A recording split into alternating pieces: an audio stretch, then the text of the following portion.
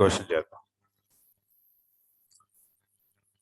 Show that the pair of lines 6x square minus 5xy minus 6y square equals 0, 6x square minus 5xy minus 6y square plus x plus 5y minus 1 equals 0 forms a square.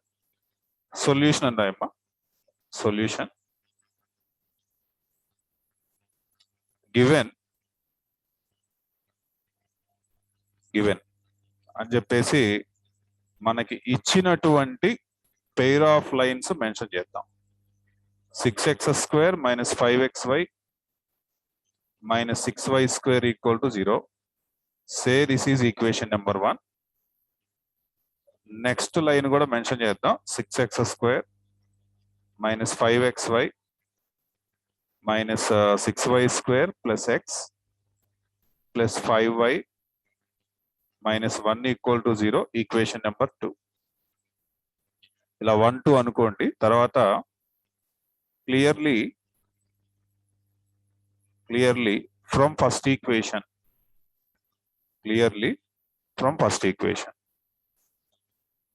coefficient of x square ఎంతో చెప్పండి అమ్మా, plus coefficient of y square. First equation ఏదో చూడండి, ఎక్కడుంది first equation? ఎక్కడుంది first equation? ఎక్కడుంది? This is first equation. దీనిలో X square coefficient ఎంత? 6. ఎక్స్ స్క్వేర్ కోఎఫిషియంట్ ఎంత రాయాలి? 6 రాయాలి. తర్వాత కోఎఫిషియంట్ ఆఫ్ వై స్క్వేర్ అన్నాడు, అది ఎంత రాయాలి? -6 రాయాలి. అంటే ఇప్పుడు ఏం రాయాలి మనం? +6 రాయాలి, -6 రాయాలి. +6 ఏమో కోఎఫిషియంట్ ఆఫ్ ఎక్స్ స్క్వేర్, -6 ఏమో కోఎఫిషియంట్ ఆఫ్ వై స్క్వేర్, అంటే 0 వచ్చింది. అంటే first equation represents, that implies first equation represents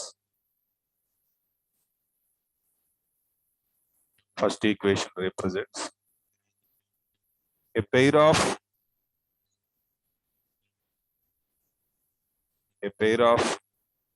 perpendicular lines, not just got a pair of perpendicular lines. Next malli again from second equation అనండి.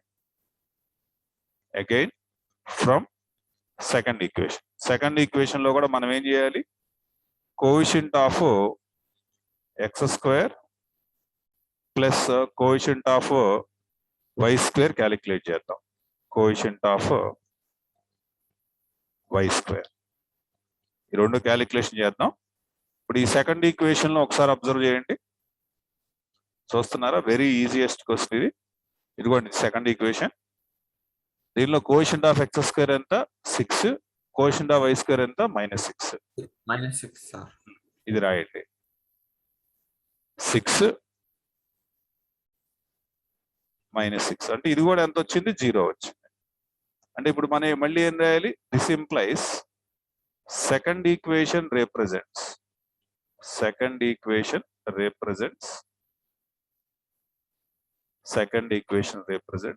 a pair of perpendicular lines.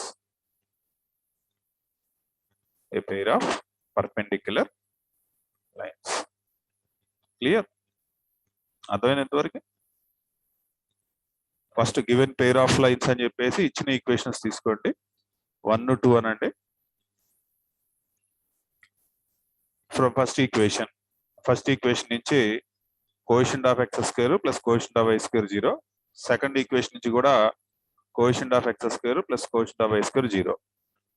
అంటే అలా coefficient of X square coefficient of Y square 0 అయింది అనుకోండి, perpendicular lines represent చేస్తాయి. అంటే first equation perpendicular line చూపిస్తుంది, second equation perpendicular line చూపిస్తుంది. అందుకోసం మనం చిన్న డయాగ్రామ్ ఒకటి డ్రా చేయాల్సి ఉంటుంది. డయాగ్రామ్ తీసుకుంటాను నేను.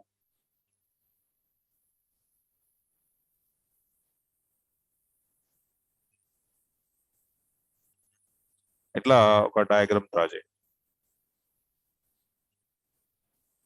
x యాక్సెస్ y యాక్సెస్ రాయండి. తర్వాత పెయిర్ ఆఫ్ ప్యారలల్ లైన్స్ కాబట్టి ఇట్లా ఒక లైన్ అండ్ ఇంకొక డైరెక్షన్ లో ఇట్లా ఒక లైన్ తీసుకోండి. ఈ రెండు కూడా ఫస్ట్ ఈక్వేషన్ రిప్రజెంట్ చేస్తాయి. ఈ రెండు కూడా ఫస్ట్ ఈక్వేషన్ రిప్రజెంట్ చేస్తాయి.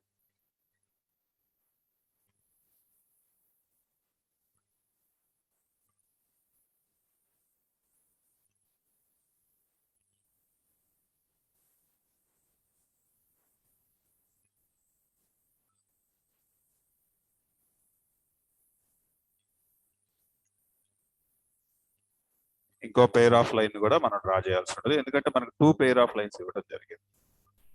2 types of pair of lines ఇచ్చారు. ఒక పెయిర్ ఆఫ్ లైన్ ఇట్లా డ్రా చేయండి. ఇట్లా అండ్ ఇంకో పెయిర్ ఆఫ్ లైన్ ఇట్లా తీసుకుందాం.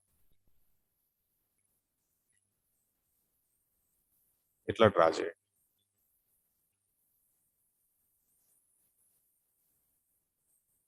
ఇక్కడ మీరు అబ్జర్వ్ చేస్తే ఈ బ్లాక్ కలర్ లో ఉన్న పెయిర్ ఆఫ్ లైన్ ఏంటంటే, ఈ బ్లాక్ కలర్ లో ఉన్న pair of line first equation represent చేస్తున్నాయి. ఈ బ్లాక్ కలర్ లో ఉన్న రెండు లైన్స్ కూడా ఫస్ట్ ఈక్వేషన్, ఈ బ్లూ కలర్ లో ఉన్న రెండు లైన్స్ కూడా సెకండ్ ఈక్వేషన్ ని రిప్రజెంట్ చేస్తున్నాయి. దీనికి ఒక పేరు పెట్టండి, O A B and C. ఈ points OA BC.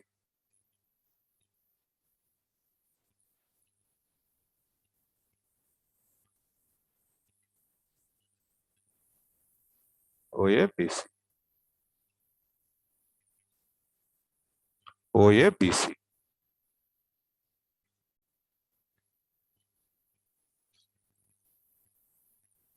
Okay,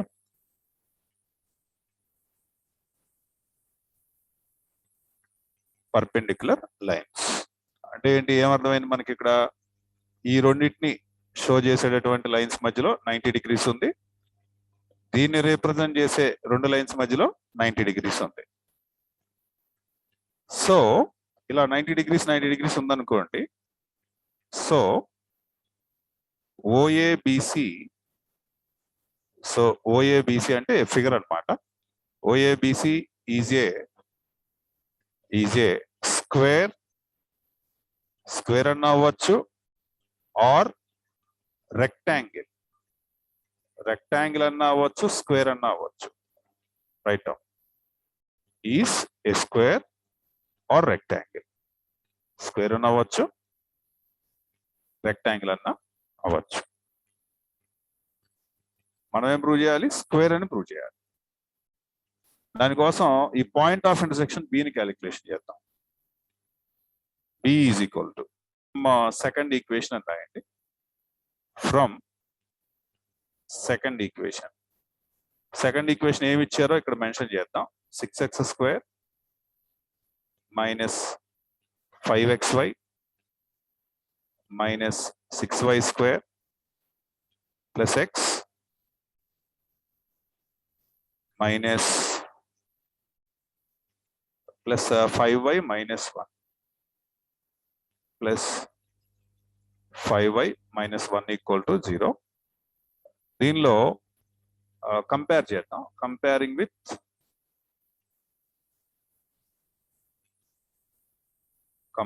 with ఈ పెయిర్ ఆఫ్ లైన్ దేంతో కంపేర్ చేయాలంటే ax²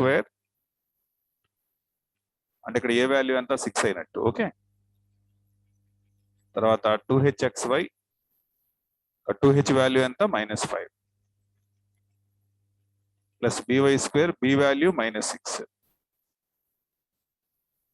plus 2gx 2g value 1 plus 2fy 5 plus c equal to 0. ఇప్పుడు దీంతో కంపేర్ చేద్దాం. దీంతో కంపేర్ చేసినప్పుడు a ఈజ్ ఈక్వల్ టు ఎంతమ్మా? 6, b ఎంత? -6, సి అంతా కాన్స్టెంట్లు కంపేర్ చేయండి. కాన్స్టెంట్ ఎంత అండి? -1. ఇంతవరకు క్లియర్గా అర్థమైందా? ఏ అంటే ఇప్పుడు చూపిస్తున్నాను చూడండి.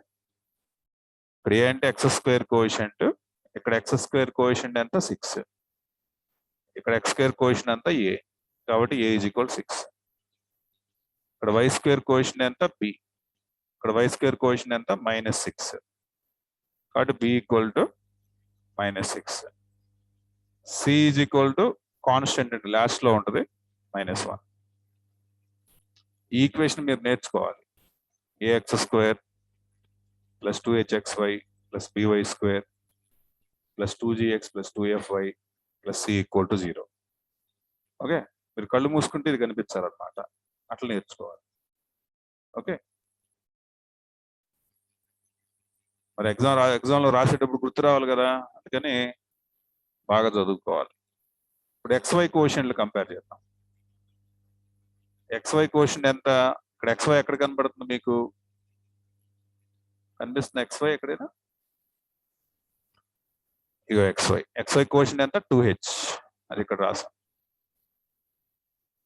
సో ఇక్కడ xy కోఎఫిషియంట్ ఎంత? -5. -5. తర్వాత x coefficient 2g.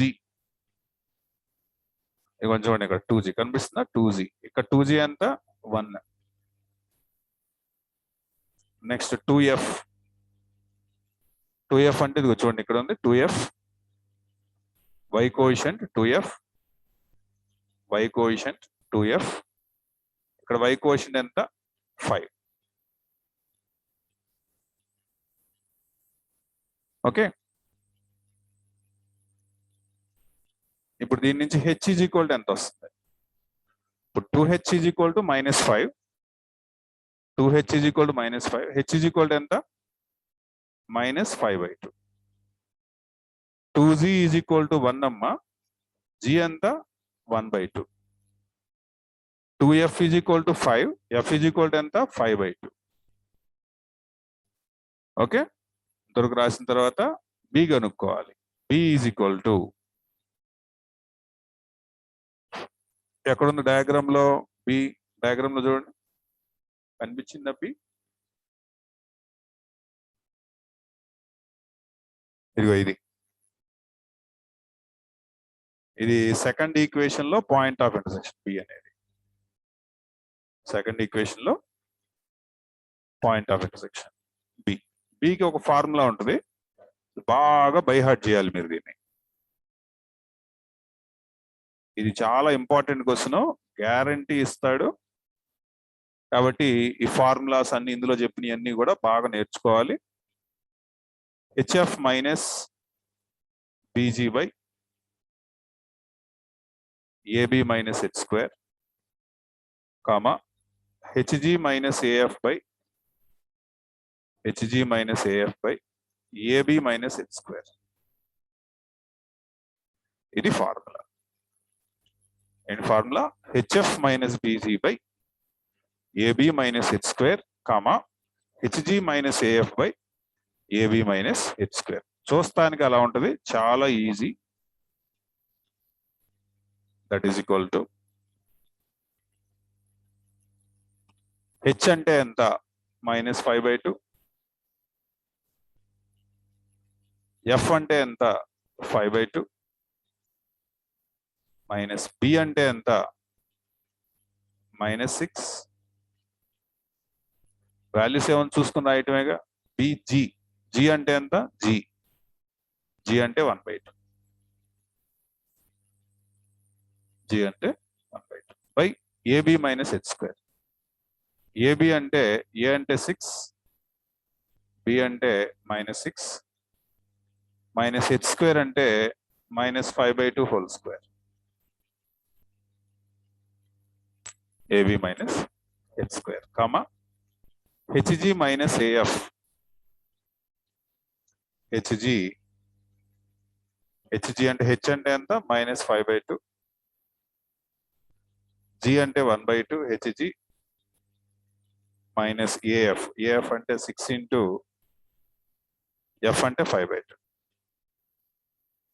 HG minus AF by AB minus H square అండి. ఏబి అంటే 6 ఇంటూ -6 మైనస్ హెచ్ స్క్వేర్ అంటే -5/2 హోల్ స్క్వేర్. ఓకే, వాల్యూస్ జాగ్రత్తగా నోట్ చేసుకోండి, చూసుకుంటూ నోట్ చేసుకోండి. చాలా చిన్న క్వశ్చన్ ఇది, 7 మార్క్స్ వస్తాయి. ఇప్పుడు జస్ట్ మల్టిప్లై చేయడమే, క్యాలిక్యులేషన్సే. లోయర్ క్లాస్ నుంచి కూడా ఈ క్యాలిక్యులేషన్ చేస్తానే ఉన్నారు, కష్టమేం కాదు. ఫస్ట్ ఇక్కడ ఎంత వస్తుందో చూద్దాం. -5 ఇంటూ 5 -25, 5 5 is 25 కాబట్టి డినామినేటర్స్ 2 ఇంటూ 2 4. తర్వాత మైనస్ ఇంటూ మైనస్ ప్లస్,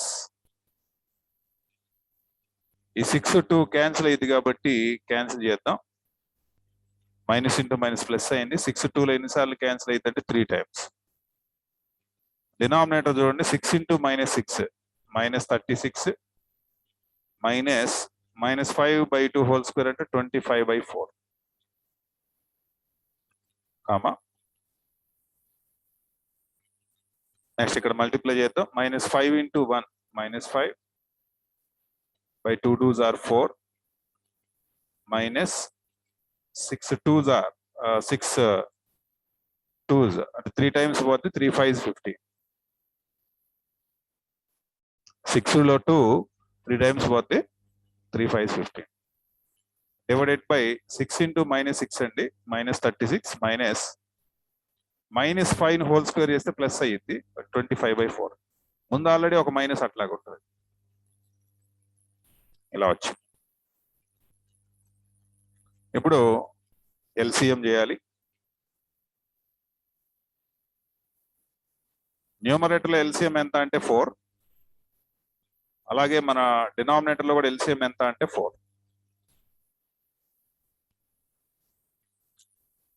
ఇక్కడ డైరెక్ట్ గా -25, దానిలో చేంజ్ ఏమి ఉండదు, ప్లస్ 4 3s 12. ఇక్కడ చూడండి -36 4s 144 -25. ఈ 4 క్యాన్సిల్. ఓకే, సిమిలర్లీ ఇదే పద్ధతిలో ఇక్కడ కూడా మీరు ఎల్సిఎం 4, ఇక్కడ ఎంత వస్తుందంటే -5 -4 15s 60 అమ్మ హోల్ డివైడెడ్ బై, మళ్ళీ డినామినేటర్ లో కూడా ఎల్సిఎం 4 వస్తుంది. 36 4s 144 -25. ఈ 4 cancel, 4 4 cancel. So B is equal to -25 + 12 అంటే -13 డివైడెడ్ బై -169 కామా -65. ఒక 2 మైనస్లే కాబట్టి యాడ్ చేస్తున్నాను, డినామినేటర్ లో కూడా ఎడిషన్ చేస్తున్నాను. -169 minus cancel, minus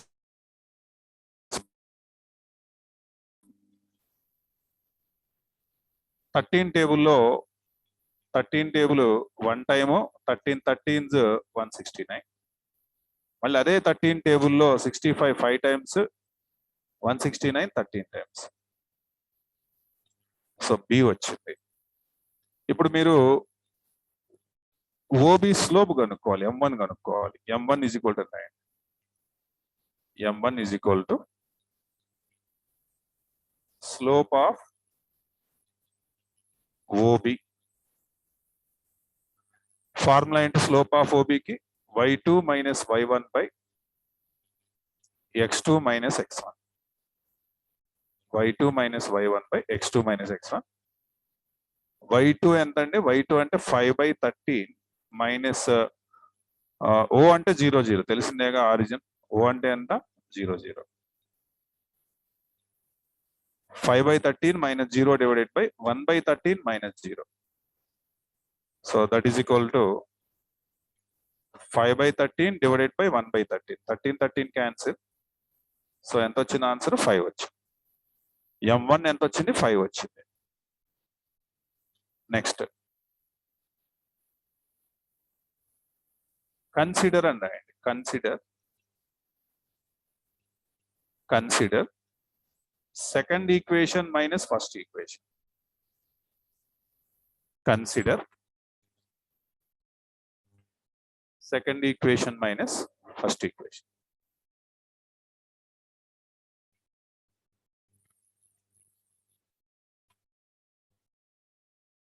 second equation లోంచి ఫస్ట్ ఈక్వేషన్ సబ్స్ట్రాక్ట్ చేద్దాం. ఓకే, సెకండ్ ఈక్వేషన్ లోంచి ఫస్ట్ ఈక్వేషన్ సబ్స్ట్రాక్ట్ చేద్దాం. First second equation రాస్తున్నానమ్మా.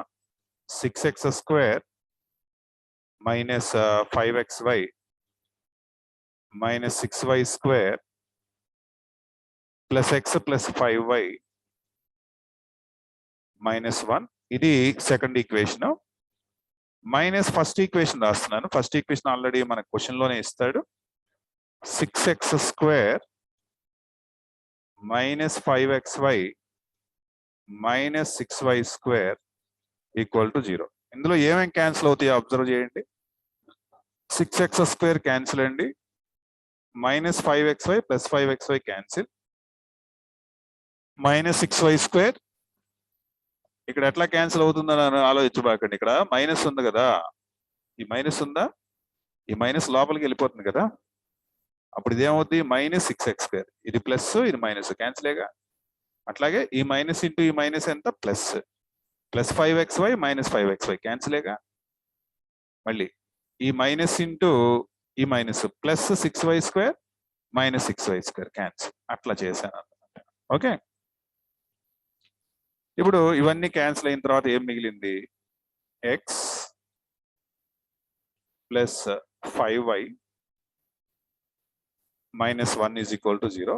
తర్వాత స్లోప్ అని రాయండి. m2 is equal to slope of ఇప్పుడు దీనికి పేరు పెట్టాలి కదా, ఇదేంటో చూద్దాం. సెకండ్ లోంచి ఫస్ట్ తీసేస్తే ఏమొస్తుంది? డయాగ్రామ్ లో ఉంటుంది ఏసీ. ఏమొస్తుంది? సెకండ్ లోంచి ఫస్ట్ తీసేస్తే ఏమొస్తుందండి మనకి? ఏసీ వస్తుంది. ఏసీ లైన్ వస్తుంది. Slope of AC bar is equal to formula ఏంటి? Minus x coefficient by y coefficient.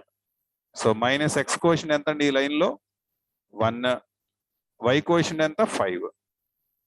అంటే ఎంత వచ్చింది? మైనస్ 1/5 వచ్చింది. దేర్ఫోర్ m1 m2 అని రాయండి. m1 into m2 is equal to m1 అంటేనేమో అక్కడ ఆల్రెడీ క్యాలిక్యులేషన్ చేసాం చూడండి. ఇక్కడ చేసాను చూడండి, చూస్తున్నారు ఇక్కడ 5 m1 అంటే 5, m2 అంటేనేమో మైనస్ 1/5. ఓకే, రెండు క్యాన్సిల్ అయిపోయినాయి. 5 క్యాన్సిల్ అయిపోయింది. ఎంత వచ్చింది? మైనస్ 1 వచ్చింది. m1 m2 మైనస్ 1 వచ్చిందంటే దాని అర్థం ఏంటి? పర్పెండిక్యులర్. డయాగోనల్స్ ఆర్ పర్పెండిక్యులర్ అంటాయి. Diagonals are perpendicular. డయాగోనల్స్ దేనిలో పర్పెండిక్యులర్ గా ఉంటాయండి? Square. Diagonals are perpendicular. Therefore కాబట్టి ఏమవుతుంది? OABC is a square. Last లో రాయండి హెన్స్ ప్రూవ్డ్ అని రాయండి. Hence proved. ఓకే,